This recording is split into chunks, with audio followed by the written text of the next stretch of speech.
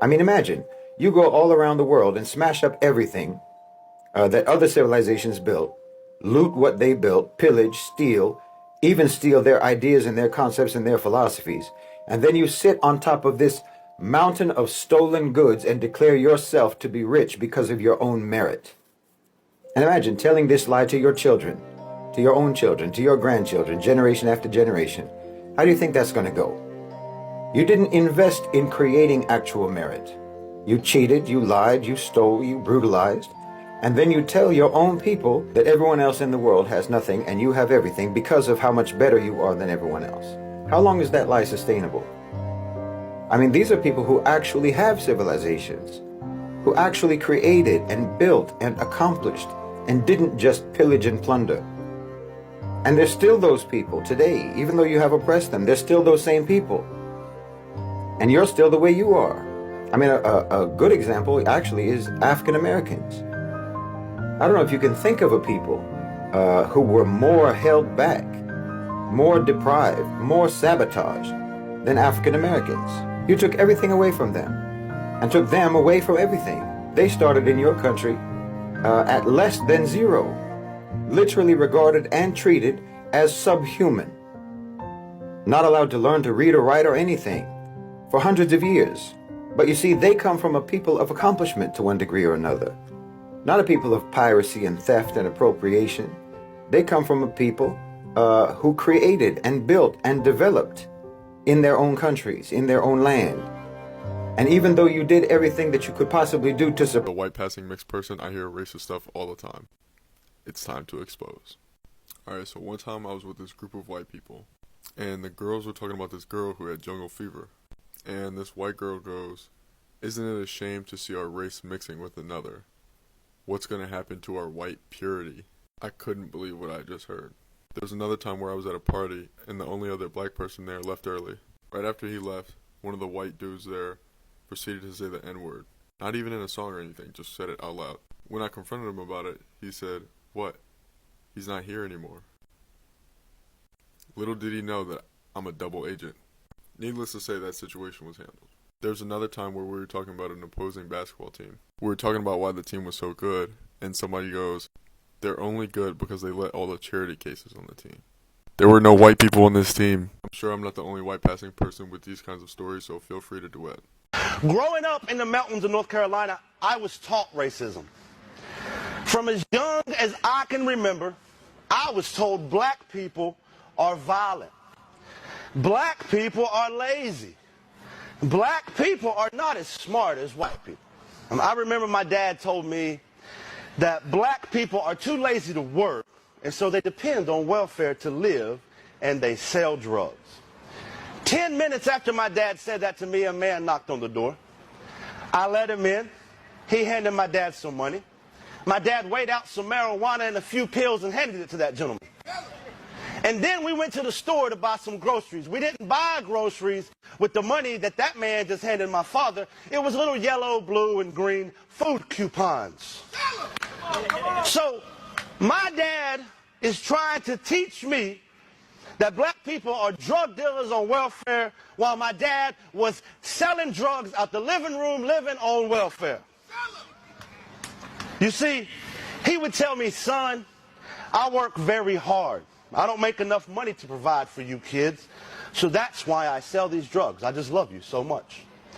And these food stamps, well, I pay my taxes, so I earn them." You see, the indoctrination begins at a very young age. We are taught without even knowing it, there are two Americas. Despite marijuana use with the black community and the white community at the same rate, the black community is arrested and convicted at a rate 3 times higher than white America. There are black Americans in prison right now serving 30 and 40-year sentences for marijuana, while corporations are becoming multi-billion-dollar businesses selling marijuana. There are two Americas. Tell them, Charlie. Tell them. If a man broke in my house right now, and I shot that man in the back, albeit in my own house, I could not claim self-defense because I shot him in the back. But a police officer can shoot Jacob Blake in the back 7 times and still be at work. If that's okay with you, we are on different moral platforms. We are on different ethical existences if that's okay with you. There's 2 Americas. The America I grew up in says if you comply, everything will be okay. Well, for white America, that's true. But black America faces a very different reality. The use of force and the threat of the use of force is actually 4 times higher for police-initiated interactions. The America I grew up in will say, if you stop talking about racism, it'll go away. Well, for white America, that's true. Because as a white American, I don't have to think about my race. I'm not judged by my skin color as soon as a potential employer meets me. As soon as a loan officer meets me. As someone that's coming to appraise my home for sale, don't judge me by my skin color. As a white American, I can completely forget about my race and even racism, so long as nobody talks about it. So then in my world, it won't exist. Well, I've decided enough of that. I'm here to call white America to task. I'm here to tell white America it's time to stand the hell up.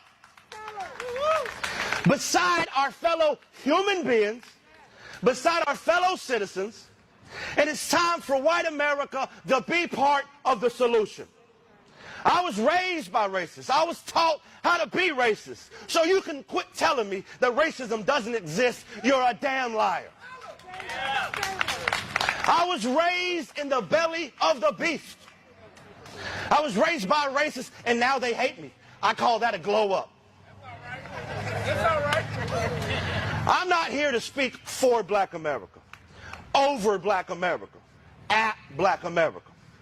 I'm here to speak to and at white America, and I'm screaming, wake the hell up. White supremacy is woven into the very fabric of this country. White supremacy bleeds from every pore of this country. In schools, we have standardized testing, but we don't have standardized resources. We don't have standardized opportunities. In hospitals, a black woman is more likely to die during childbirth at a rate 3 times higher than that of a white woman.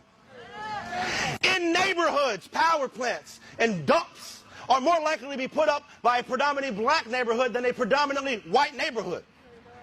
At home, 22% of black America lives in poverty, whereas only 9% of white America lives in poverty. White America loves black music, black trends, black culture, but kills black people at a rate 2.87 times higher than that of white people by the police. All of these things will not change unless we tear down, I'm going to say that again, unless we tear down the system of white supremacy that has built them into existence. We cannot fix the current system, for it is not broken. This system is working exactly as it was intended. Passing laws will not change it. You cannot legislate morality. Black America has screamed tirelessly for decades about these injustices, while white America has turned a blind eye and a deaf ear. Well, I'm here to say no more. Change is coming. Revolution is coming. It's time to open your eyes, white America. White people make up nearly 60% of the American population, and the overwhelming majority of them refuse to even admit that racism exists. They think that there's a conspiracy against them by the government with zero evidence, but ignore the obvious systemic racism and oppression against black America that's well documented. Well, I've made it my life's mission to call white America to task.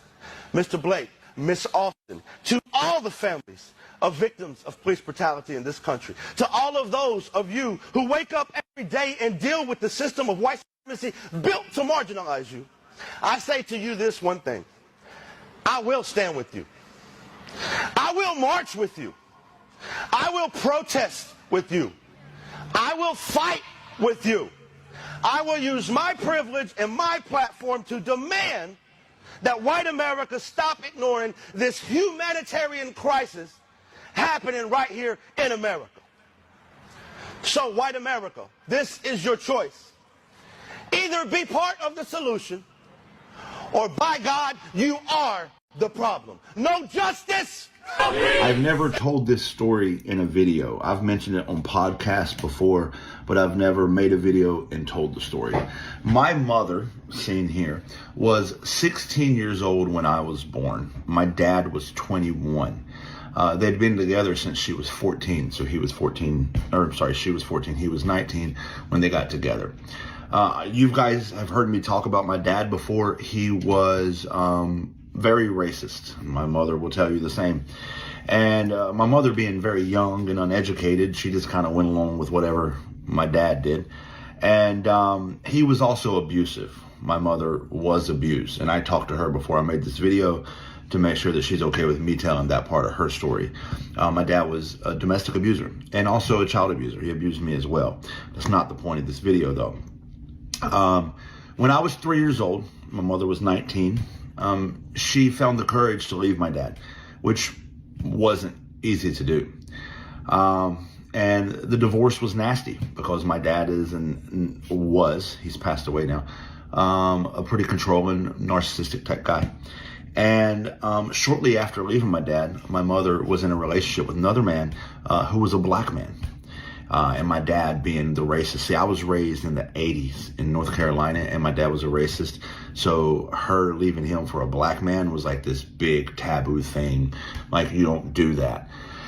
And so when everything went to court, my dad ultimately got custody of me because the judge in the 80s in North Carolina is not giving the child to the woman dating a black man, to the white woman dating a black man, especially when my dad was the one with the career and the income and the money, and my mom had nothing. He had left her with nothing.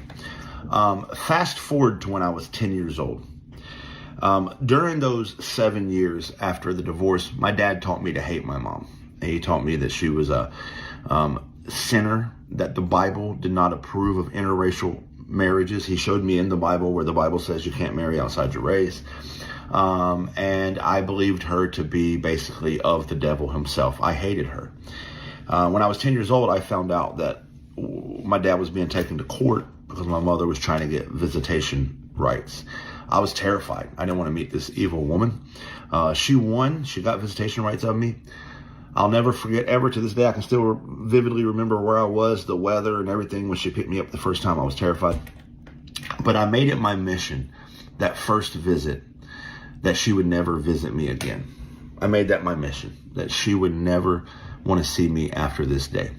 I called her a sinner. I called her children, because she had 3 children with her second husband. Obviously, they were biracial children. And I called her children the N-word. I called her an N-word lover. Now, keep in mind, I'm 10 years old. But this is how I was raised. This is what I believed at age 10. And she told me, you shouldn't think like this or talk like this. And I ignored her. It was like a 2-hour visitation, whatever it was. And then she dropped me back off at my house. And I told my dad, she'll never pick me up again, Dad, I promise you. 2 weeks later, when it was time for her next visitation, I waited in my yard on the Saturday at the time that I was supposed to be there. And I was sure she wouldn't pull up, but she did. She did pull up. I was befuddled. Oh my God, she came back. This time, she took me to her house in a mostly black neighborhood, and a place I had never been. I was raised on the mountain, all white neighborhood, very much racist. And I was told that black neighborhoods were crime-ridden, filthy areas. Avoid them. So I went to this black neighborhood and I thought, oh my God. I went in her house and she said, I want you to meet your brothers and sisters. And they came out and they were so excited to see me because my mom had never told them a bad thing about me. And I wanted to be mean to them because that's how I was raised. But I couldn't. I couldn't bring myself to be mean to them because they were so nice and polite to me. I was not nice to them. I tolerated them in my mind, but I wasn't mean to them. And then every 2 weeks she came and got me. And over the course of time, I built a relationship with my siblings, with her. And I started questioning things like maybe the things my dad told me are not true, because what I see in this neighborhood, what I see in my mom's house, what I see everywhere is not what I was told. And I had a choice to make at the early age of about 11. Do I believe what I was raised, or do I challenge these ideas? And just like my mom had got away from my dad and challenged those ideas and grew and was better, I decided that I too can be better. I started challenging the ideas my dad raised me. It started a very tumultuous relationship with my dad, as if it wasn't tumultuous to begin with. Again, I was an abused child. I'm trying to keep this video short, so I'm missing a lot of very deep details, but I'm trying to give you the idea. By the time I was 15, I had read books and read the speeches of Dr. King and watched interviews with Malcolm X. And I really started realizing, like, there's a whole nother world out there that I didn't realize. Fred Hampton, Angela Davis, these things really opened my eyes. And I even basically got into a fight with my dad over it when I was 15 and was thrown out of my house. But my deconstruction process had begun, and it has continued for the past, 27 years. I'm 42 now. And it's all thanks to my mom, just being a mom, just showing up. And I've never had like the closest relationship with my mom because the story I just told you, but I've been friends with her now for, how old is that? 25 years. And, I just want to say thanks for showing up. Thanks for not giving up on me. I may have never challenged my ideas and beliefs and may have been stuck in the same trap that, I was born into, and I wasn't. So thanks, Mom. Please understand that the miseducation of black people and the miseducation of white people about black people were done on purpose. It was systemic, calculated in every aspect of life. This is one of the main reasons why it's important for us influencers, right, to do the right thing. We have to undo 400 years of miseducation, 400 years of damage. These people attacked us in every which way. They even prevented Norman Rockwell from presenting us in a good light. He had to paint black people as porters, subhuman and subservient, spaces. That's how he was forced to do it, okay? And of course, we can go down the line because they wanted to present an image of black people to the world that we were less than human, 1/5 of a human being according to them.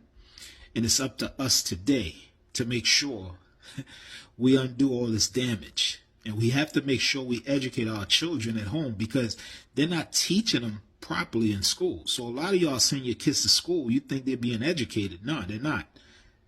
Okay? They're being brainwashed. Okay? So it's up to us to change all of that, which is one of the main reasons why I want y'all to help me with Free Black World. Okay? Because we can't do it on their platform. They control these platforms that we use on a daily basis. And when we say the right thing, we get suspended. You understand? And the right thing is anything that attacks the status quo. And I do this on a weekly, daily basis here.